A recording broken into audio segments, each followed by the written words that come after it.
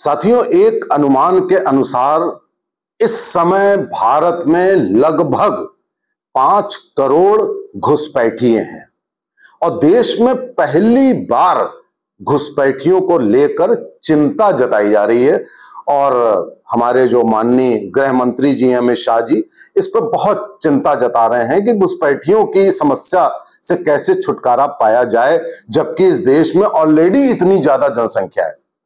घुसपैठ की समस्या साथियों तब से शुरू हुई है जब से 1971 में बांग्लादेश को आजाद हमने करवाया था।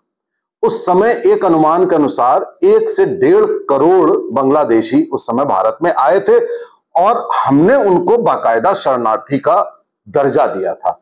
उसके बाद से एक परिपाटी चल गई।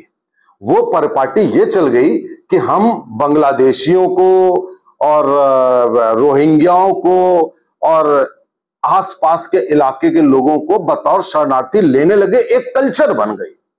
यहां तक कि बॉर्डर सिक्योरिटी फोर्स, जो हमारी इतनी वर्ल्ड का बिगेस्ट ऑर्गेनाइजेशन है, उस ऑर्गेनाइजेशन के भी कुछ लोग भ्रष्टाचार के चलते घुसपैठियों को अंदर करते गए।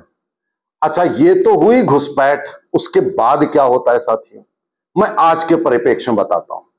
उसके बाद ये होता है कि इन घुसपैठियों का आधार कार्ड बहुत आसानी से बन जाता है। भारत में 95% लोग भ्रष्टाचारी हैं। आप 2000 रुपए दीजिए, एक आधार कार्ड बन जाता है। और जबकि ये बात आधार में लिखी हुई है साथियों कि आधार ना तो आपका डेट ऑफ बर्थ का प्रूफ है, न ही आपका एड्रेस का प्रूफ है। ये सिंपली एक आइडेंटिटी का प्रूफ है। लेकिन यहां पर सारी जनता ने, सरकार ने, सबने मान रखा है, कोर्ट ने, कि आधार कार्ड जो है बहुत इंपॉर्टेंट डॉक्यूमेंट है। मुझे आश्चर्य हुआ कि अभी सर्वोच्च न्यायालय ने एक निर्णय दिया इस निर्णय के पहले कि साहब आधार कार्ड को भी आप एक डॉक्यूमेंट मानिए। अरे भाई, कैसे मान लिया जाए जब आधार कार्ड में ही लिखा हुआ है कि ये एड्रेस प्रूफ नहीं है, ये डेट ऑफ बर्थ प्रूफ नहीं है, ये सिटीजनशिप का प्रूफ नहीं है, तो कैसे उसको मान लिया जाए। तो ये सारी जो समस्या बिहार में SIR, स्पेशल इंटेंसिव रिवीजन, जो कि समय समय पर होता आता रहा है आजादी के बाद से, सुनाई आपको आज पड़ रहा है। क्योंकि आज सबके जो भौवें तनी हुई है कि साहब ये क्यों हो रहा है। क्योंकि ये जो घुसपैठिए हैं, जो मैंने आपको शुरू में बताया, 5 करोड़ घुसपैठिए, ये उन फोर्सेस को वोट देते हैं जिनसे वो यहां बने रहें, उनकी रोजी रोटी बनी रहे। ये उन लोगों को करेंगे, वो राष्ट्रवादी पार्टी को नहीं देंगे वोट। तो वो चुन चुन के राष्ट्र विरोधी पार्टियों को वोट देते हैं। अब आप जरा सोचिए कि 5 करोड़ वोट राष्ट्र विरोध के नाम पर राष्ट्र विरोधी पार्टियों को पड़ जाएं तो कौन जीतेगा, जरा ये आप सोचिए। और देश का क्या हाल होगा ये आप सोचिए। तो ये जो जितने ये चिल्ला रहे हैं बिहार के, चाहे तेजस्वी, चाहे राहुल गांधी, चाहे जितने ये चिल्ला रहे हैं साथियों, इनमें से एक व्यक्ति ऐसा नहीं है जो SIR का फेवर करे। आम आदमी पार्टी ले लीजिए, जितने भी लोग हैं। क्यों? क्योंकि उनको मालूम है कि ये सारी कवायद घुसपैठियों के लिए हो रही है और घुसपैठी राष्ट्रवादी ताकतों को वोट ना देकर के उनको वोट देते हैं। उनका वोट बैंक है। ये घुसपैठी एक 5 करोड़ का एक वोट बैंक है साथी। और ऑलरेडी 20 करोड़ का वोट बैंक यहां पर था। तो वो वोट बैंक फूलता चला जा रहा है, बड़ा होता चला जा रहा है। और उससे क्या हो रहा है कि देश विघटन की राह पर चल पड़ा है।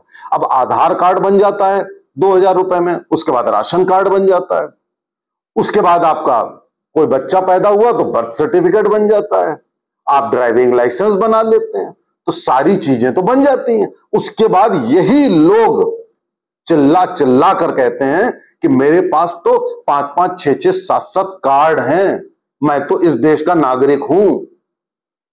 अब होना क्या चाहिए साथियों?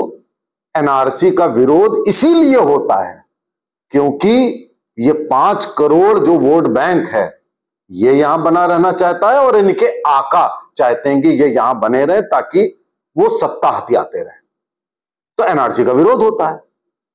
मेरा सुझाव यह है कि जब आप एसआईआर कर रहे हैं, ठीक है, एसआईआर चुनाव आयोग का काम है, एनआरसी भारत सरकार का काम है, तो इसका डेटा एनआरसी के लिए यूटिलाइज किया जाए, नंबर एक। नंबर दो, सिटीजनशिप का कार्ड एकदम अलग बने।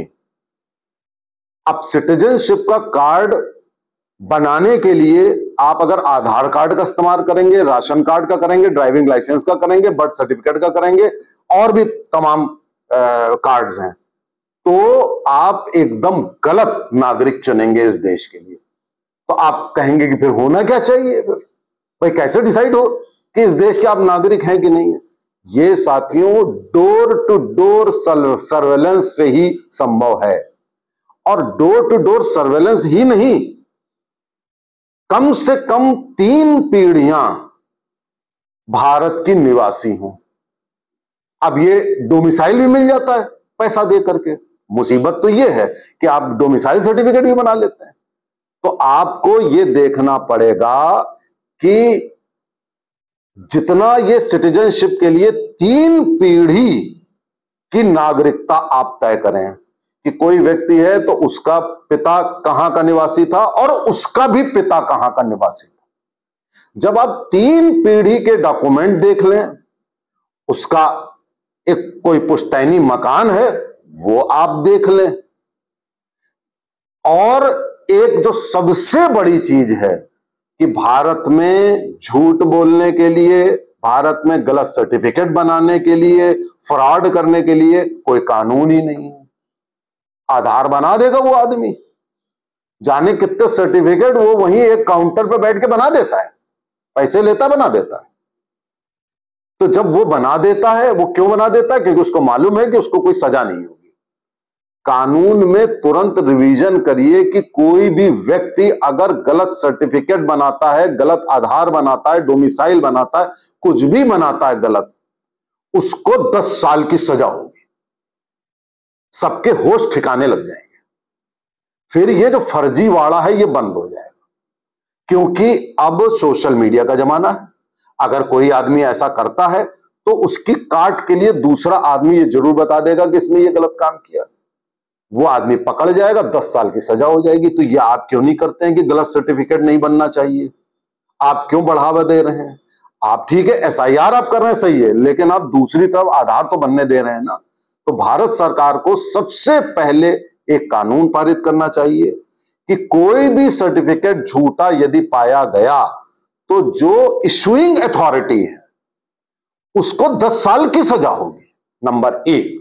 और नंबर 2, आप सिटीजनशिप कार्ड यदि अगर बनाना चाहते हैं, जो कि बनना चाहिए पूरे देश में, तो आपको एक एजेंसी बनानी पड़ेगी जो इतनी सॉलिड हो कि उसमें कोई भ्रष्टाचार ना हो, और उसके ऊपर भी फिर वो कानून लागू होगा कि तुमने अगर गलत बनाया तो तुमको 10 साल की सजा हो जाएगी। तो वो 3 पीढ़ी स्क्रूटिनाइज करेगा, 3 पीढ़ियां। बगैर 3 पीढ़ियां स्क्रूटिनाइज किए आप सिटीजनशिप डिसाइड कर ही नहीं सकते। कुछ लोग यहां पर 40-40 साल से रह रहे हैं, 50 साल से रह रहे हैं। जो 1971 से रह रहा है उसको आप कैसे इस देश का नागरिक मान लोगे? उसको आपको भगाना पड़ेगा और या उसके वोटिंग राइट छीनने पड़ेंगे। तो इसलिए इस दिशा में केवल आप जो एसआईआर करा रहे हैं कि आपने कह दिया कि बिहार में करा लिया, अब हम तमिलनाडु, वेस्ट बंगाल और जो 5 जगह और होने वहां का सब करा लेंगे, उससे बात नहीं बनेगी।